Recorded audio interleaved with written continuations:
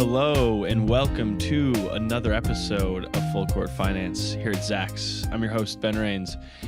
And this Monday morning, we have an NFL update because training camp is starting. People are getting that football fever back. People are getting ready to do their fantasy drafts in the next couple weeks.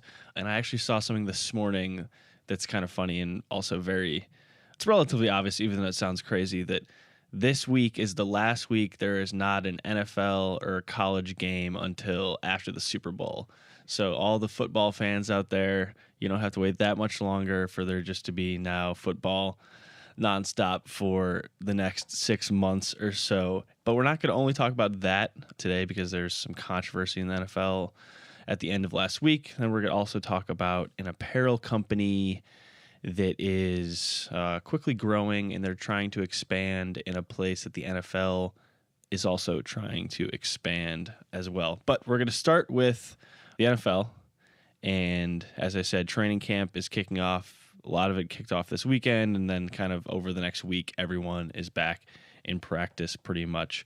But last week on Thursday, the Associated Press reported they basically got hold of some documents from the Miami Dolphins. It was their player conduct policy for the season, and it was laying out that players could be fined or suspended if they chose to not stand for the national anthem. It was part of their larger conduct detrimental to the club policy that could lead to a suspension, fine, or both. Other violations, and this is from the AP report, include drug use or possession, gambling, breaking curfew, and riding a motorcycle as a passenger or a driver. So that they just kind of lumped that in there with all of these other things that don't necessarily have anything to do with the national anthem whatsoever. But then that caused a huge outrage. That was Thursday morning, and then by Thursday night, the NFL and the NFL Players Association released a joint statement that said not really anything. It just said we're suspending the previous policy we had to possibly suspend players. So at this point, nothing has been resolved. They got rid of the NFL's stance that they took in May, which said that players didn't have to stand for the national anthem, but if they were on the field, they had to. So if you didn't want to stand for the national anthem, you just had to stay in the locker room for the beginning of that before the start of the game. There was big backlash from the Players Association because they were not included in that. So that's been about a couple months since then. And now, right before the season kicks off or training camp kicks off, you have this back in the headlines, which is exactly what the NFL doesn't need at this time. But I want to read the official statement that the NFL and then the Players Association put out, because like I said before, it's kind of just nothingness. So I really don't know how this is going to get resolved, and I'm assuming that when they kick off officially the regular season in early September, this is still going to be a huge issue, and it's just not what the NFL or any of their media partners or sponsorship partners need at all. So here's the statement. The NFL and the NFLPA, which is the Players Association, through recent discussions have been working on a resolution to the anthem issue. In order to allow this constructive dialogue to continue, we have come to a standstill agreement on the NFLPA's grievance and on the NFL's anthem policy. No new rules relating to the anthem will be issued or enforced for the next several weeks while these confidential discussions are ongoing. The NFL and the NFLPA reflect the great values of America, which are repeatedly demonstrated by the many players doing extraordinary work in communities across our country to promote equality, fairness, and justice. Our shared focus will remain on finding a solution to the anthem issue through mutual good faith commitments outside of litigation. So that's a bunch of blah, blah, blah, blah, blah. We thought we were going to be able to work this out. This AP report come out, people freaked out again, and now we don't know what to do. So we're just going to say we're kicking the can down the road a little bit more is what it comes down to. Because as I said, that in May, the NFL put out this statement that they had reached all the owners. I think it was I have it right here. Yeah, it was 30 out of the 32 owners agreed on this mandate that if you wanted to not stand for the national anthem, you had to stay in the locker room. Who knows? Maybe that ends up being the policy they come up with before the start of the season. I don't know what's going to end up looking like, but I'm assuming no matter what, half the people are going to be upset and half the people are going to be happy with it. And that's really not what the league wants. But at a certain point, they just have to come up with something and stick to it, because the longer this is an issue, it's just unnecessary. They have to just stick to a plan and know that people are going to be upset and just hope you can move on from this. It cannot be where halfway through the season they're still trying to work out what the official NFL national anthem policy can be, because that cannot be running SportsCenter every day. It cannot be running all the coverage. People want to watch football because they just want to watch football and have an escape most often, and a fun escape that's apolitical. But at this point, it seems like no matter what the NFL or the NFLPA does, it's going to be politicized because one side or the other is going to be offended by it. And then you had President Trump come out a day after this release, and this is his exact tweet, which is just going to make everything on both sides even more politicized. And this is: the NFL national anthem policy debate is alive and well again. Can't believe it! Exclamation point. Isn't it in contract that players must stand at attention? Hand on heart? Question mark. And then he takes a shot at Roger Goodell, who's the commissioner of the NFL, says the $40 million commissioner, which, yes, he does make $40 million, a lot of money, must now take a stand. First time kneeling, out for a game. Second time kneeling, out for season / no pay. And that was what Trump's tweet was. So this is what he wants. And now, it's just going to, that cannot be what the NFL is dealing with week one. Like, that cannot be leading shows. They need to figure out what's going on. My producer, Danny, just did a little stirring the pot gesture. It's all become this like media bonanza of you have to completely agree with one side or completely hate the other side. And I don't want to beat a dead horse at this point, but the NFL needs to come up with something that maybe is bordering on like a resolution between where both, like, at this point it seems like either side feels like if they give it inch, then they lose completely. And I just don't know what happens at this point, because this is now going to be the third season. This is an issue. This started in 2016. And as most people probably know by now, last season's NFL's ratings were down almost 10% to just under it's still 15 million average viewers a game, which is crazy on national TV. But that was down from the previous year's rating slip.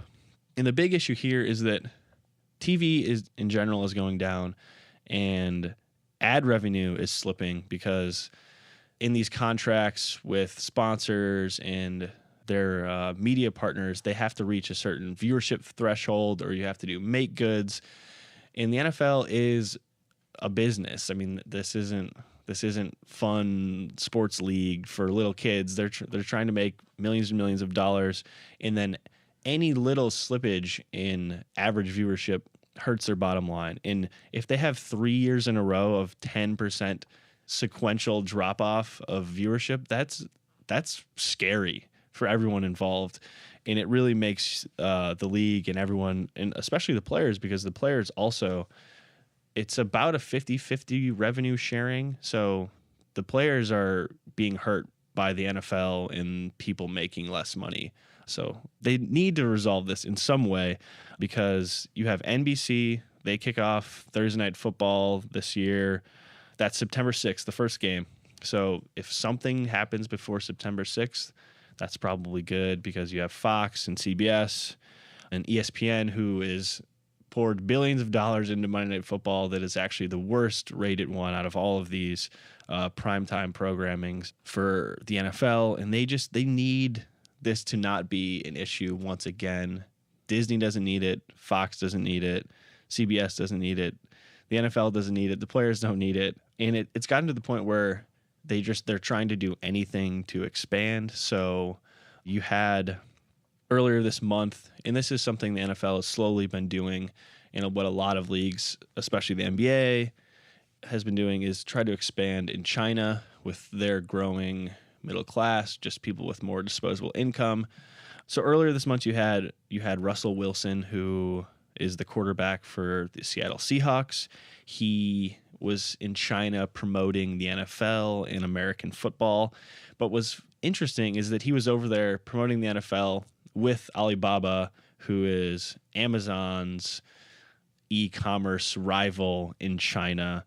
It's also somewhat ironic that Amazon's based in Seattle, which is where Russell Wilson plays for the Seahawks, and that he's over in China promoting Amazon's biggest rival in the second largest economy in the world. So that was just kind of a fun little tidbit to. I don't know how effective long term American football expansion will be in China. I don't know if that's something that's going to grow. I don't know if the Chinese audience is going to be as receptive to American football as they have been to basketball. Once again, because as fewer people watch it in America, they're hoping more people can maybe watch it in China. But then you always have kind of everything hanging over with head injuries as well, and do slowly less and less people play the game of football. But we could go on about football forever and ever and ever. But I want to transition to another company that's trying to grab some market share from Nike, which is the NFL's sponsor at the moment and will be for the next couple years in the foreseeable future, as they'll probably try to lock that up for as long as possible. But that is Lululemon. They are the yoga apparel company. Most people probably have heard of it. It's a higher end business. I mean, they're selling. I was on their website yesterday. They're selling yoga pants for as much as like $138, which is pretty crazy. But I see them more.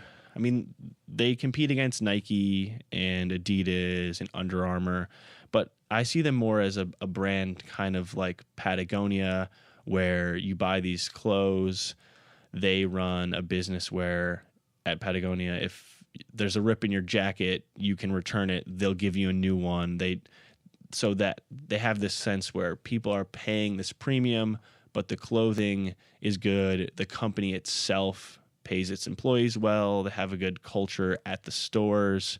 Lululemon has been like consistently voted one of the best retail shops to work, which in the long run investors might think, oh, we could pay employees less, maybe make some more money for ourselves. But in the long run, I think in order to expand and kind of create this culture of why people bother paying so much for these clothes, it all is kind of intertwined with this sense of there's some cachet to Lululemon, and there's a reason you're paying $120 for something that you could probably buy at Target for $20. But obviously the quality is completely on a different level. But I want to touch on why at this point Lululemon has been Zach's ranked number one strong buy stock for about the last couple of weeks.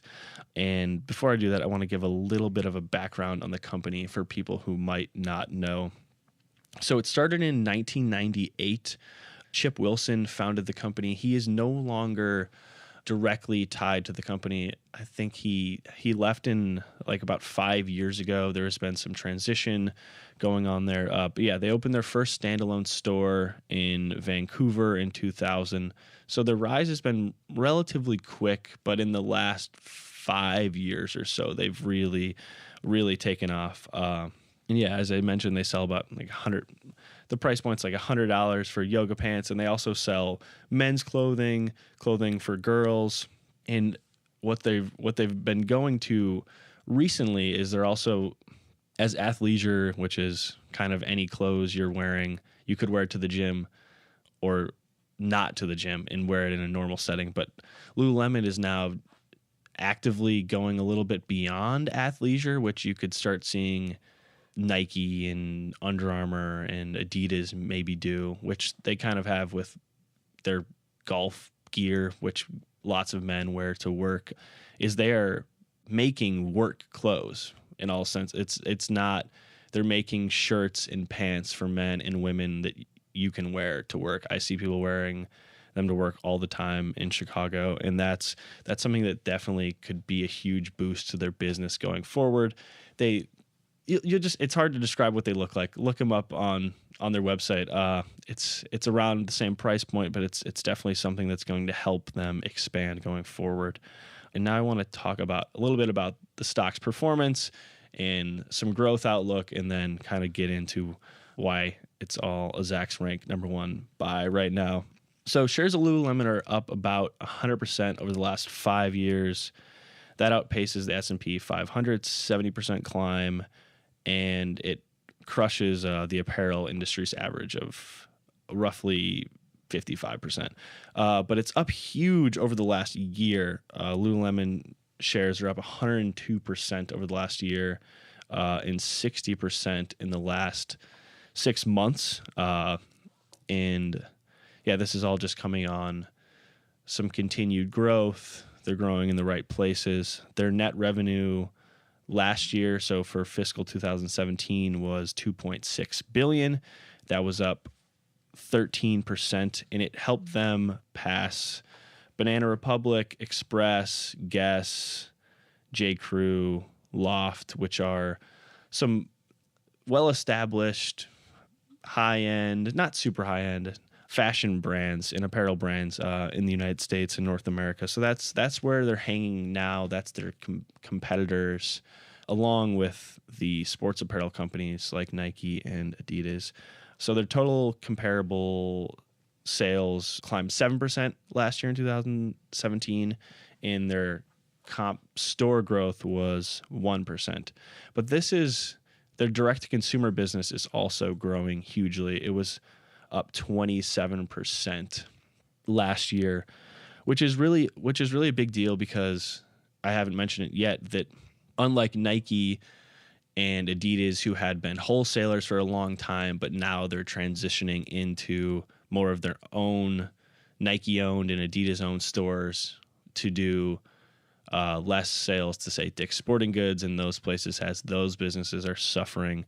They're all going to an e-commerce kind of first direct-to-consumer model, which is better for margins and better for their business long-term, as more and more people slowly shop online because of the influence of Amazon and other online sellers. So Lululemon's already been running this business from the start.